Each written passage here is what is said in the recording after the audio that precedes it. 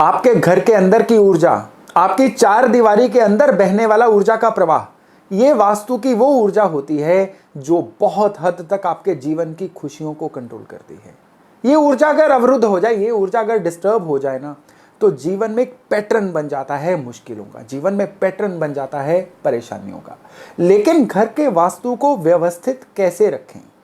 क्या simple rule जो हैं कि अग्नि स्थान पे अग्नि, जल स्थान पे जल, क्या ये रूल अपना के घर के वास्तु को बैलेंस किया जा सकता है? जी नहीं, ऐसा बिल्कुल नहीं हो सकता है।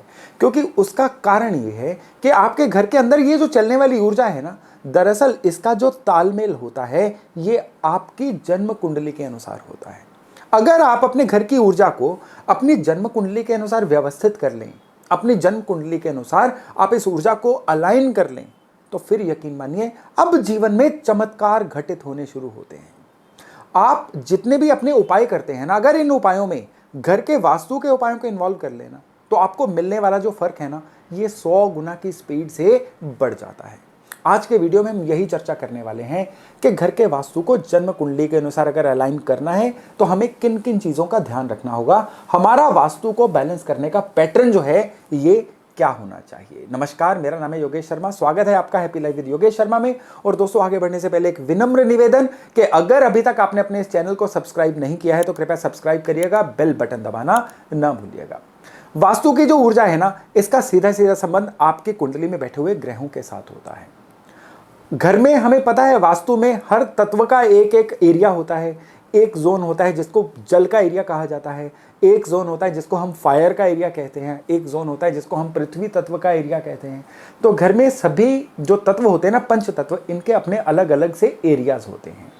लेकिन आपकी जन्म कुंडली यहाँ पे डिसाइड करती है कहाँ पे क्या पड़ा होना चाहिए। सपोज करिए आपके बर्थ चार्ट में आपके चंद्रमा जो हैं ये जन्म कुंडली के चौथे घर में है और चौथा घर होता है नॉर्थ ईस्ट। अगर आपने घर के नॉर्थ ईस्ट में चंद्रमा से उल्टी कोई चीज रख दी तो ये चंद्रमा तो पीड़ित होंगे ही होंगे। ये कुंडली में चंद्रमा जिन जिन घरों पे दृष्टि दे रहे हैं या जिन ग्रहों को दृष्टि से संबंध बना रहे हैं ना, उन सभी के रिजल्ट जो है स्पॉइल होने शुरू हो जाएंगे, क्योंकि आग और पानी का मेल नहीं होता है। तो कुंडली में जो ग्रह जहां पे पड़ा हुआ है आपके घर में, उसकी कॉरेस्पॉन्डिंग दिशा में अगर उस ग्रह का उल्टा सामान पड़ा होगा तो ये आपके घर के वास्तु को डिस्टर्ब कर देगा। तब यहां पे मैटर नहीं करेगा कि आपने साउथ ईस्ट में किचन बनाई है, यहां पे ये मैटर नहीं करेगा कि आपने साउथ वेस्ट में हेड ऑफ द फैमिली का कमरा दे रखा है, यहां पे ये भी मैटर नहीं करेगा कि आपने घर के ईशान कोण में मंदिर दे रखा है। अगर आपकी जन्म कुंडली में यहां पे उल्टे ग्रह पड़े हुए हैं ना, तो अब ये चीजें आपके लिए बैकफायर कर जाएंगी।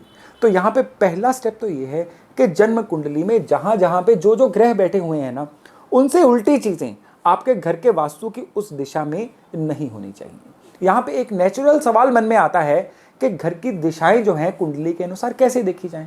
तो मैं स्क्रीन पे आपको एक चार्ट दिखा रहा हूं, आप इसका स्क्रीनशॉट लेके रख लीजिएगा। इससे आपको बहुत सहायता मिलेगी ये जानने में कि कौन से घर के कॉरेस्पॉन्डिंग घर की कौन सी दिशा होती है। जैसे कि घर कुंडली का जो फर्स्ट हाउस है ये आपके घर के ईस्ट एरिया को शो करता है, सेकंड हाउस नॉर्थ वेस्ट को, थर्ड हाउस साउथ को, फोर्थ हाउस जो है ये नॉर्थ ईस्ट एरिया को शो करता है, और जो फिफ्थ हाउस है ना, इसका भी सीधा सीधा संबंध है आपके घर के पूर्व से। पूर्व की जो दीवार है ना, ये घर के फिफ्थ हाउस से शो होती है। छठा घर नॉर्थ का है, सातवां घर है घर आपके साउथ वेस्ट का, और जो आठवां घर आप देख रहे हैं, आठवां घर है दक्षिण का। अगेन यहां पे दक्षिण की एनर्जी आ जाती है, लेकिन यहां पे दक्षिण की दीवार आती है। आपके घर की जो मुख्य एंट्रेंस है या आपके घर का जो सेंटर पॉइंट है, ये दोनों चीजें घर के 9th हाउस से इंडिकेट होती हैं। और जो आपकी कुंडली का 10वां घर है, ये घर इंडिकेट करता है आपके घर के पश्चिम को। 11वां भी पश्चिम को इंडिकेट करता है, लेकिन यहां पे पश्चिम की दीवार को काउंट किया जाता है। और रही बात घर के साउथ ईस्ट यानी अग्निकोण की, ये आपकी जन्म कुंडली के 12वें घर से इंडिकेट होता है। अब आप सपोज करिए आपकी जन्म कुंडली में 12वें घर में चंद्रमा है, और नॉर्मली लोग क्या करते हैं, एक टोटके एक उपाय के तौर पे घर के साउथ ईस्ट में एक लाल बल्ब चला देते हैं। अब लाल बल्ब में ऊर्जा होती है अग्नि की। यहां पे आपने अगर लाल बल्ब चलाया तो आपको धन के लॉस होने शुरू हो जाएंगे, बैठे बैठे कोई चोट लग सकती है, या आपके पैसे दवाइयों पे ज्यादा खर्च होने शुरू हो जाएंगे।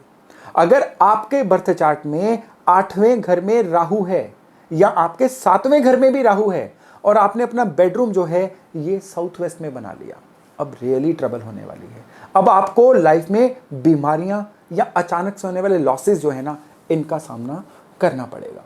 तो आपको अगर अपने घर की प्लानिंग करनी है तो जन्म कुंडली को साथ में रखिए और फिर देखिएगा कि किस तरह से ये जो वास्तु है या वास्तु की ऊर्जा है ये आपसे बातें करती हैं। जिनकी भी कुंडली में पितृदोष होता है ना, वहां पे बड़ी नेचुरल सी चीज देखी गई है कि जिस भी घर में वो बॉर्न एंड ब्रॉट अप होते हैं ना, वो साउथ वेस्ट में वहां पे या तो टॉयलेट होता है या साउथ वेस्ट में सबमर्सिबल पंप की बोरिंग होती है। और कई बार तो कुदरत इतनी ज़्यादा बलवान होती है कि नया भी ये घर लेंगे ना, वहाँ पे साउथ वेस्ट में जानबूझ के ये एरर उनसे हो ही जाता है। ये पितृदोष की निशानी होती है कि ये लोग जिस जिस घर में जाएंगे, चाहे रेंटल हाउस भी चेंज करते रहेंगे ना, उस कॉरेस्पॉन्डिंग दिशा में यानी साउथ वेस्ट में पितृदोष वाले लोगों को कोई ना कोई खराबी मिलती रहेगी। और जब भी ये खराबी मिलती है ना, ये इनको जीवन में सेटल नहीं होने देती है। और जिनके बर्थ चार्ट में राहु की खराबी होती है, अब उनके टॉयलेट हमेशा ही ऐसे स्थान पे होंगे जो बर्थ चार्ट के अकॉर्डिंग नहीं होंगे। मेरी बात को ध्यान से समझिएगा। बर्थ चार्ट के राहु की खराबी की निशानी वास्तु के थ्रू कैसे आती है? टॉयलेट्स का गलत जगह पे होना।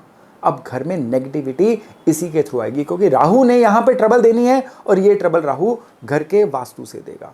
और जब केतु खराब होते हैं तो ऐसे घरों का जो नॉर्थ होता है ना, वो इग्नोर्ड होता है।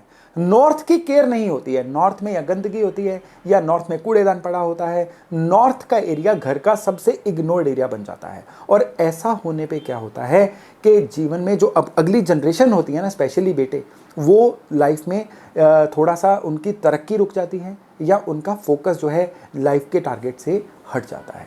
तो यहाँ पे ये देखिए कि वास्तु की ऊर्जाएं किस तरह से बखूबी आपके बर्थ चार्ट से कनेक्ट कर रही हैं। यहाँ पे आप स्पेशली एक चीज़ का ध्यान रखिएगा। यहाँ पे मैं आपको वास्तु के वो इंपॉर्टेंट पॉइंट बता रहा हूँ जो शायद आपको अन्य कहीं नहीं मिलेंगे।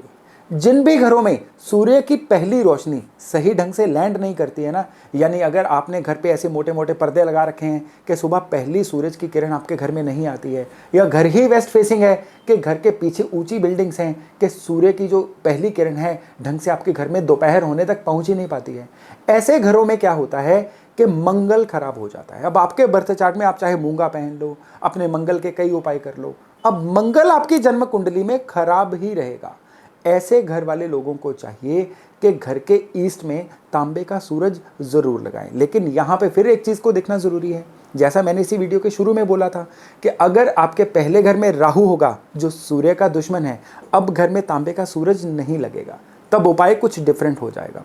इसलिए घर के वास्तु को जब भी अलाइन करना है, घर में ऐसी चीज़ें जब भी रखनी है, ये किसी एक्सपर्ट से पूछ के ही रखनी चाहिए अगर आप इसका फ़ायदा लेना चाहते हैं। नहीं तो ऐसी चीज़ें प्लेस करने का फ़ायदे की जगह पे नुकसान होने की संभावना और ज़्यादा बढ़ जाती है। दोस्तों, वास्तु की जो ऊर्जा है ना, इसकी एक बात है कि इसके रिजल्ट बड़े सटीक होते हैं और इसको बैलेंस करना जो है बड़ा सुगम, बड़ा ही आसान होता है। और अगर आप इस वास्तु की ऊर्जा को अपने बर्थ चार्ट के अनुसार बैलेंस कर लेते हैं ना, तो आपके जीवन की जो तरक्की है ये बहुत तेज़ी से बढ़नी शुरू हो जाती है। तो दोस्तों, आज का वीडियो यहीं तक था। मैं आशा करता हूं कि इस वीडियो से आप ज्ञान लेके अपने जीवन में बहुत अच्छे सुधार ले पाएंगे। तो चलिए, बुधवार रात 8 बजे मिलते हैं एक अन्य टॉपिक, एक नए विषय के साथ। तब तक अपना खूब ध्यान रखिएगा। नमस्कार।